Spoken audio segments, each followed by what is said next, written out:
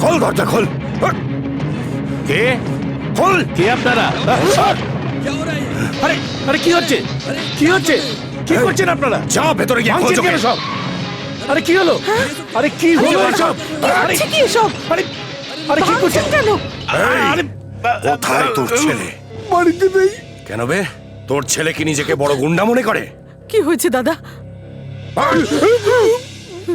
টোটো, এরা কারা?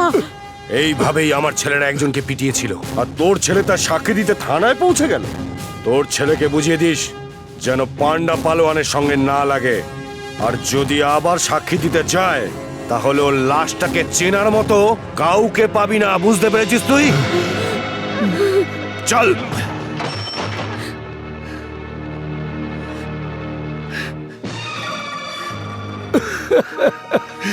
আসুন স্যার, আসুন, বসুন বসুন। জানো কি, দেখো কে এসেছে, তোমার ছেলে এসেছে। সমাজ সেবা করে করে ক্লান্ত হয়ে গেছে বেচারা। বসুন স্যার, বসুন। আপনার জন্য তো অনেক কাজ পড়ে আছে। আরে বলো না ওকে, ওর কাছে তো অনেক বড় বড় সমস্যা পড়ে রয়েছে। বসুন স্যার, বসুন না। কি হয়েছে মা? আমাকে সম্বর্ধনা দেওয়া হয়েছে তোর মতন ছেলে জন্ম দেওয়ার জন্য। এখনো তো অনেক সম্মান বাকি রয়েছে যা তোর জন্য আমাকে পেতে হবে। আরে আজ পর্যন্ত আমার মা বাবাও একদিনও আমার গায়ে হাত তোলেনি। আজ তোর জন্য এই বয়সে এক গুন্ডা আমার বাড়িতে এসে আমার গালে থাপ্পড় মেরে গেল। Thank you, thank you sir, thank you very much sir. আমাদের দেশের কোনো খেলোয়াড় অলিম্পিকে যখন সোনা জিতে আসে তখন সারা দেশের মানুষ তার মা বাবাকে কত সম্মান দেখায়।